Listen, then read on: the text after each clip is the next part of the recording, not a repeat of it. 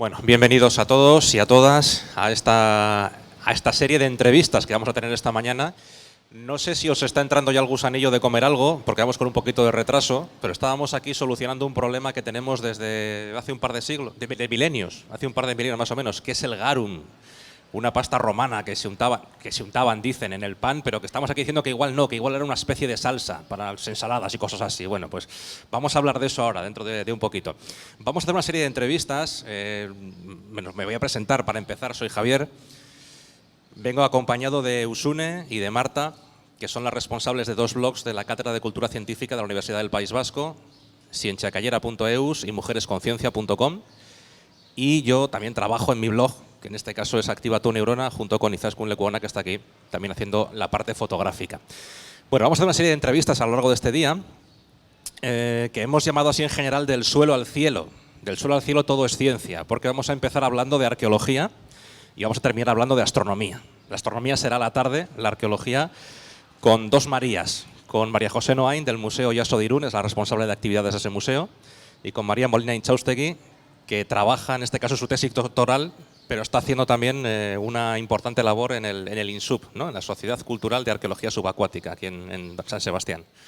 Gracias a las dos por estar con nosotros esta mañana. Y eso, empezamos hablando de arqueología, si os parece. Cuando hablamos de arqueología tenemos que echar la mirada atrás, pero cuando hablamos de ciencia normalmente pensamos un poco en el futuro, ¿no? En qué nos puede aportar la ciencia para mejorar nuestra salud, para mejorar nuestra calidad de vida, incluso para nuestro presente. Con la arqueología hay que echar un poco la mirada hacia atrás. Es un poco como una ciencia extraña en ese sentido, ¿no? No sé qué pensáis.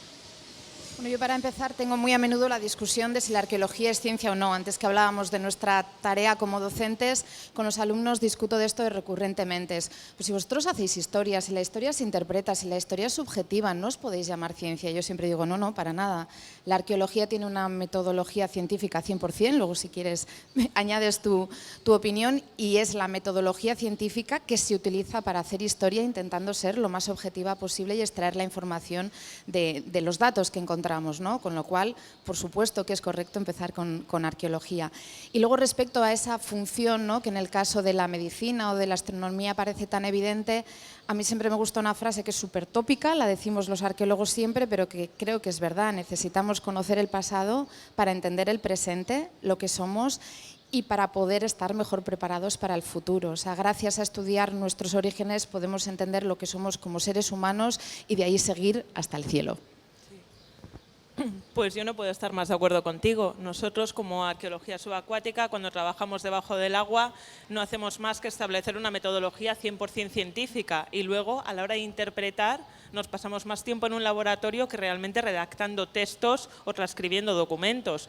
Dataciones de carbono 14, dendrocronología, sonares de barrido lateral, oceanografía, estudios de corrientes, estudios palinológicos. Yo ahí veo bastante ciencia. Bastante. Por centrar un poquito, el Museo Yaso de Irún es el periodo romano. ¿De qué fechas estaríamos hablando exactamente? En el museo tratamos sobre todo los últimos siglos antes del cambio de nuestra era, que es la última etapa de la Edad del Hierro en nuestro territorio, porque tenemos una sala dedicada al mundo indígena en el que hablamos de la presencia vascona, y luego en el resto de la colección, ya de plena época romana, hablamos sobre todo de los dos primeros siglos de nuestra era, llegando hasta la primera mitad del siglo III después de Cristo. En realidad, cuando hablamos del mundo romano, si somos estrictos, partiríamos de la fecha mítica de la fundación de Roma, el 753 a.C., y en su vertiente occidental podríamos llegar hasta el 476 después, o sea, estamos hablando de un milenio de existencia. Pero los restos arqueológicos que encontramos en Oyaso van los más antiguos, desde el cambio de era hasta, como decía, comienzos del siglo III después de Cristo. Y en el caso de María Molina Inchaustegui, ella es del siglo XVIII, pero es que encima dice que el mundo romano que le aburre mucho, porque cuando se sumerge por ahí y encuentra una ánfora, ni siquiera la llama ánfora, la llama maceta. Y además, para ella la historia empieza en el año 1492, antes no había nada. Antes había cosas, había proyectos de sociedades. Proyectos de... Esto es porque era un poco de polémica, porque se han puesto de acuerdo en todo y han dicho, pues hay que dar un poco de polémica a la cosa.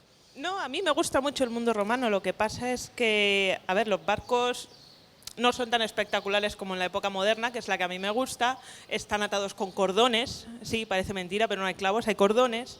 y cuando tú encuentras una ánfora, es decir, ahí digamos como la maceta, perdóname, donde se introducía bien comida o líquidos para transportarlos en el barco, porque una ánfora es solamente para transporte marítimo. Hay una serie de listas, haces el dibujo, dices, pues es la lamboya tal, es la Dressel 27, Dressel 7 y no puedo con eso. Tú tampoco puedes. A mí la tipología cerámica me parece imprescindible, pero prefiero que la hagan otros. Claro, yo prefiero encontrarme pues cañones, toda la parte de una estructura del barco, lingotes de plata, ese tipo de cosas siempre me ha llamado un poquito más que un par de ánforas bien puestas ahí, diciendo, es una Dressel 14, muy bien, siguiente. Bueno, decía María José Noain que la arqueología nos vale para entender nuestro presente y para saber hacia dónde vamos también en nuestro futuro. Cuando uno visita un sitio romano, es muy raro que no llegue siempre a una referencia histórica que es el siglo III. Llegas a cualquier sitio romano y te explican, mira, esto fue así, fue así, fue así, pero llegó un momento que fue el siglo III en que hubo una crisis. Y como estamos en plena actualidad y en plena crisis, me pregunto si se puede establecer un paralelismo entre aquella crisis del siglo III y la que tenemos ahora. Bueno, fíjate que yo he comentado precisamente que la colección de Oyaso, las piezas más tardías que tenemos llegan hasta mediados del siglo III después de Cristo. No es casualidad, o sea que tiene que ver con tu pregunta. En cierto sentido, sí, es algo a lo que se está recurriendo mucho, comparar este momento de crisis actual con la crisis del siglo III después de Cristo, que para los que no lo sepan fue básicamente un colapso económico que tuvo lógicamente consecuencias políticas, fue una época de mucha inestabilidad. De hecho, en los yacimientos tiene mucha importancia porque muchísimas de las ciudades romanas que conocemos se vuelven a amurallar en ese momento. Las murallas fundacionales muchas veces son simbólicas porque ya se ha producido la pacificación del territorio, y las murallas, como las de Lugo, por ejemplo, que aparecen en esta época de crisis, tienen funciones defensivas de verdad. Y hoy en día la crisis ha sido provocada por otros motivos muy distintos. Aquí sobre todo hablamos de la famosa burbuja inmobiliaria, pero en realidad es el mismo modelo. Una crisis económica que tiene como consecuencias crisis de otro tipo, como crisis políticas o, por supuesto, la terrible crisis cultural que es en la que estamos inmersos y la que más nos perjudica a nosotros. No sé. Perfecto. No sé si quieres añadir algo más.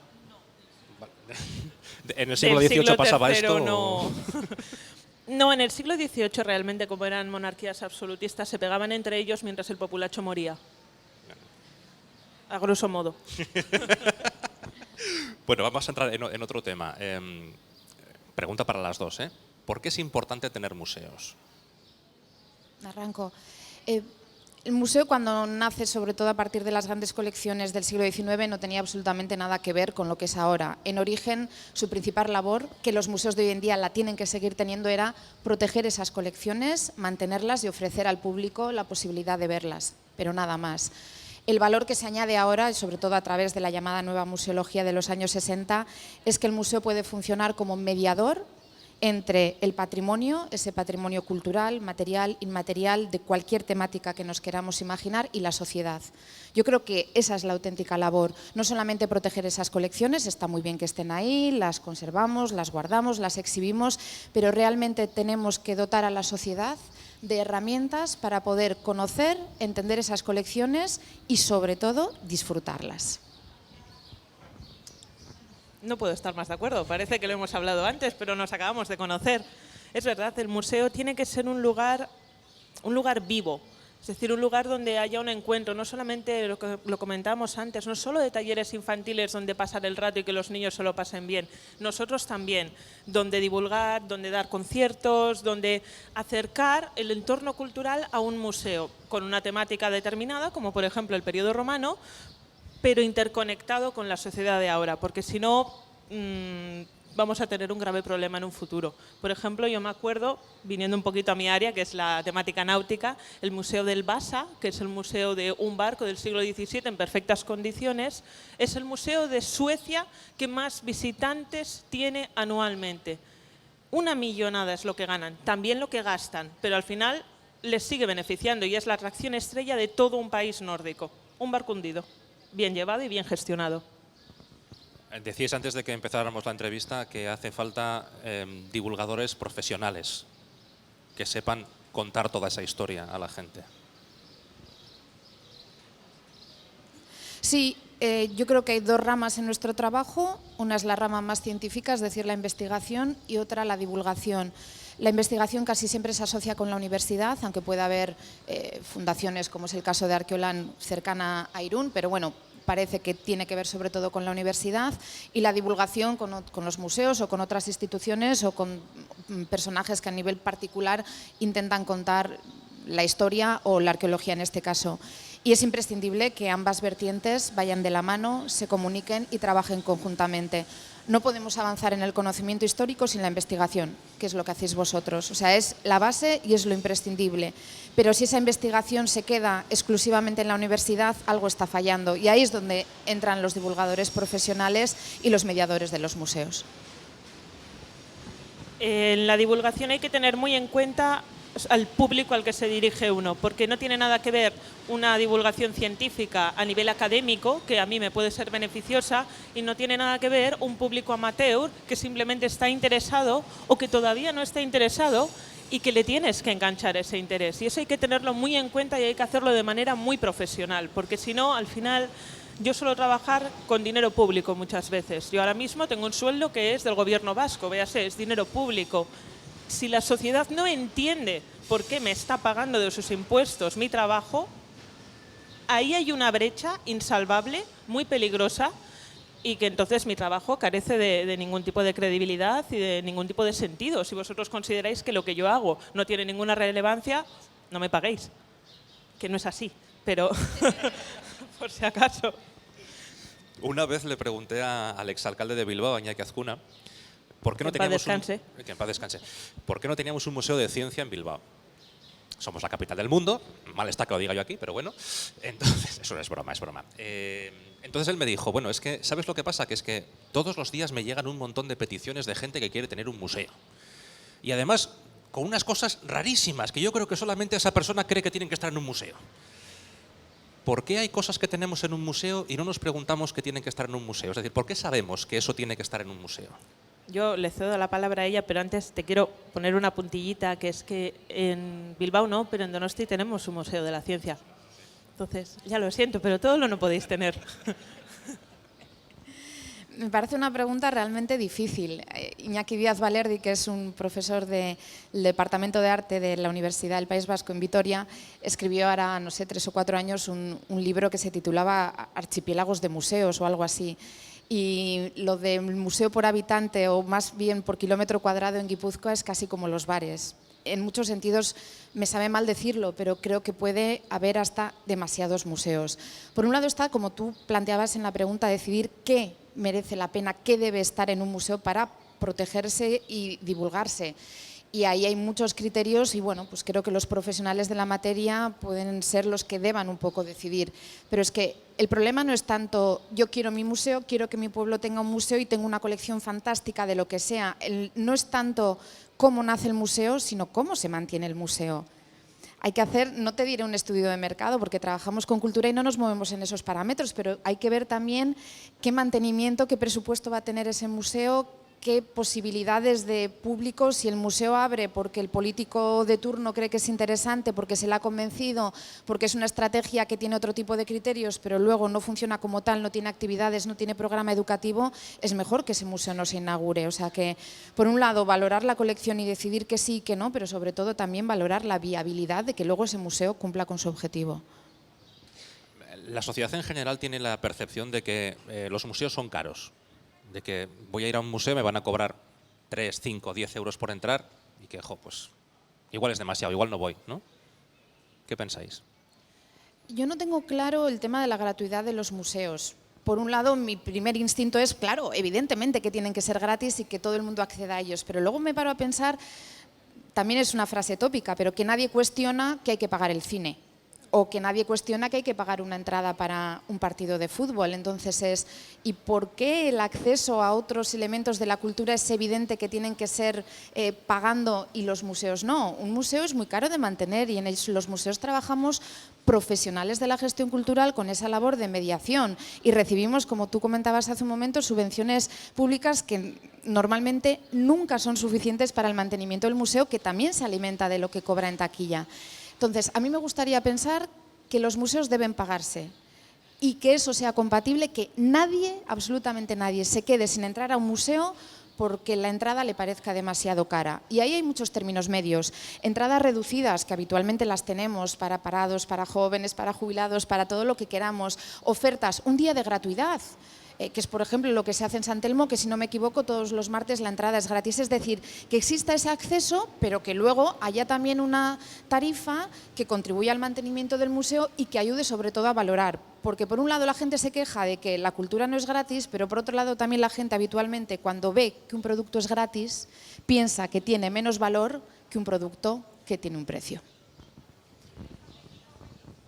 Yo solamente quería hacer un pequeño apunte sobre, y no vamos a entrar en tema de política porque entonces ya se nos va de madre, pero hay países donde independientemente del partido político que gobierne, la cultura va a tener siempre el mismo presupuesto. Uno de ellos es, por ejemplo, Reino Unido. Reino Unido tiene un presupuesto de cultura impresionante y eso hace que independientemente de que estén los Tories o esté el partido que sea, siempre va a haber. Y hay muchísimo celo, bien desde el ciudadano, bien desde el político, para cuidar del patrimonio, y hay muchas asociaciones, hay voluntariado, los jubilados van ahí, crean muchísimas asociaciones con dinero, generan empleo, generan muchísimas historias que aquí no hay concienciación. Y si no hay concienciación desde la base, aquel que llegue hasta la cima no la va a tener. Entonces, ahí el museo educación es algo mucho más complejo que simplemente decir abaratemos los costes, creo. Si no nos ponemos de acuerdo para hacer un sistema educativo, pues imagínate para lo demás, ¿no? Oye, y hay otra cosa en los museos, precisamente hablando de esto del precio, ¿no? Tenemos la entrada normal, que cuesta lo que cuesta, y luego nos dicen, si quieres una visita guiada, son X euros más. A veces cuando miramos mucho el presupuesto siempre decimos, jo, es que igual gastarme otros 5, otros 10 euros en una visita guiada, no sé si merece la pena o no. ¿Merece la pena gastarse esos 5 euros en una visita guiada? Es decir, vamos a ver y aprender cosas que en la visita normal que hacemos nosotros no vamos a averiguar. En mi caso, si te respondo a título personal, creo que es una decisión que solamente puede tomar el visitante y que depende mucho del tipo de museo. Yo cuando voy a un museo, si es de una temática absolutamente desconocida, me encanta la visita guiada, porque me dan claves y herramientas para entender una colección a la que no puedo acceder. Cuando voy, por ejemplo, a un museo de arte o de arqueología, no cojo la visita guiada nunca, porque afortunadamente tengo esas herramientas que en otros museos me faltan. Entonces yo creo que es un criterio interesante. Pero si lo llevo a mi terreno, al caso concreto de Oyaso, la visita guiada es absolutamente imprescindible. Igual me paso, pero conviene hacerla. En el caso de Oyaso tenemos una colección muy especial, no hay grandes obras de arte, no tenemos mosaicos, no tenemos estatuas, no tenemos epigrafía. Es un museo que interesa por otros aspectos, por las colecciones de materia orgánica, etcétera, etcétera.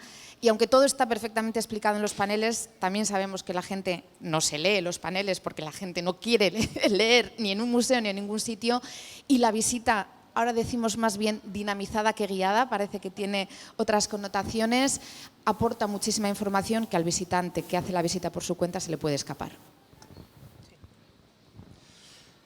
Tenemos entre el público a Chelo Ruiz, con la que vamos a hablar después. Ella trabaja en uno de los departamentos de informática de la Universidad del País Vasco. Seguramente le podréis pedir alguna especie de deseo de algo que os apetezca tener en el museo, que digas, oye, con esta nueva tecnología seguro que las visitas ya son la repera. Yo sé que a María Molina Inchaustegui, cuando le pregunté qué aparato tecnológico le encantaría tener para hacer sus actividades, dijo, a mí aparatos tecnológicos no, a mí tráeme gente preparada, gente que sea capaz de interpretar los datos y las cosas como Dios manda, ¿no? Yo voy a decir una cosa que a mí no me gusta, que es la audioguía. Porque como yo tengo que hacer preguntas y al cacharro ese no le puedo hacer preguntas, pues no me gusta la audioguía. Pero ¿qué aparatos tecnológicos? ¿Qué puede ayudar a mejorar la comunicación dentro de un museo? Dentro de un museo arqueológico, más que en ningún otro, cualquier herramienta que ayude a interpretar y entender las ruinas. A ver, es que a mí me duele mucho, pero cuando me dicen es que estos son 4 piedras, es que literalmente suelen ser 4 piedras. Y a mí como arqueóloga muchísimas veces me cuesta entender un yacimiento y poder imaginar esos edificios en alzado, con sus techumbres, esa ciudad adquiriendo vida o poder visualizar a la gente paseando por sus calles.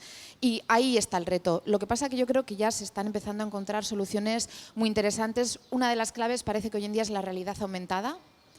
Y yo lo vi, creo que la primera vez que lo he visto fue en un espacio arqueológico en Cádiz, capital, que encontraron precisamente parte de una factoría de salazones donde hacía garum, y también el Gadir, los niveles fenicios de la ciudad. Estaban las 4 piedras colocadas y había unas pequeñas tablets que el visitante podía girar para enfocar sobre las piedras, y cuando daba con ciertas claves aparecía en la pantalla la realidad aumentada, que además permitía al visitante pasearse un poco entre las calles según giraban las tablets, porque también cambiaba el punto de vista, ¿no? Frente a una infografía impresa o dibujada que hasta ahora siempre era estática. Entonces, todo lo que tenga que ver con el 3D, con la infografía y con la realidad aumentada, para que el visitante pueda entender cómo era eso hace 2 siglos, 1500 años, 2000 o los que sean. Sí, yo como usuaria de los museos, en este caso, el 3D me parece impresionante. Me encanta. Uno de los mayores aciertos que tuvo, por ejemplo, el Unzi Museo A de aquí fue poner una especie como de submarino donde tú te sentabas y teníamos como pantallitas que era como una especie de viaje en el tiempo, sumergiéndote, y salías y tenías especios de otras épocas y luego veías galeones y luego tal. Y yo, como especialista precisamente en esos barcos, estaba diciendo, ¡hola, qué guay! Venga, otra, repito. Entonces, sí, lo visual es muy atractivo. Sí, sí. Amalia Valdeón, la directora del Museo Arqueológico de Gasteiz, decía literalmente en un artículo, decía, hay que hacer que las piedras hablen. Y hay algunas actuaciones que son maravillosas. Hay bustos, auténticos bustos parlantes que son de piedra, pero que se ha conseguido meter una cara humana dentro de eso y que esa cara humana hable, ¿no? Y es muy curioso lo que decías, claro, de lo difícil que es reconstruir, ¿no? También en el yacimiento de Forua, en Vizcaya, cerca de Guernica, decía el arqueólogo de allí, dice, bueno, es que los niños piensan que los romanos eran seres muy bajitos. Porque claro, si los muros son así, pues claro, no podían ser muy grandes, ¿no? Entonces eran personas como muy chiquitinas, ¿no? Entonces la dificultad de reconstruir en vertical, ¿no? las cosas, ¿no? Pero bueno, es curioso.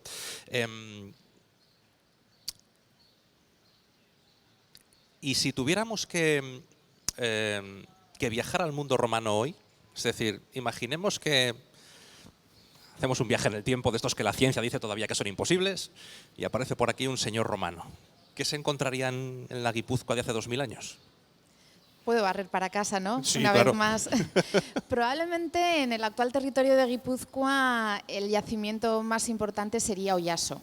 En las fuentes clásicas aparecen citados otros, me estoy acordando por ejemplo de Menosca, que parece que se identifica con Zarauz, pero tampoco está del todo claro.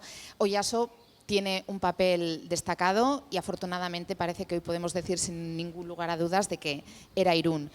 Entonces, en ese caso concreto se encontrarían no solamente un asentamiento urbano, no nos atrevemos siempre a decir ciudad, porque en el mundo romano el concepto de civitas implicaba un estatus jurídico que no sabemos si Oyaso tenía, y todo un entramado económico alrededor de ese asentamiento urbano que estaría situado en Irún, ¿no?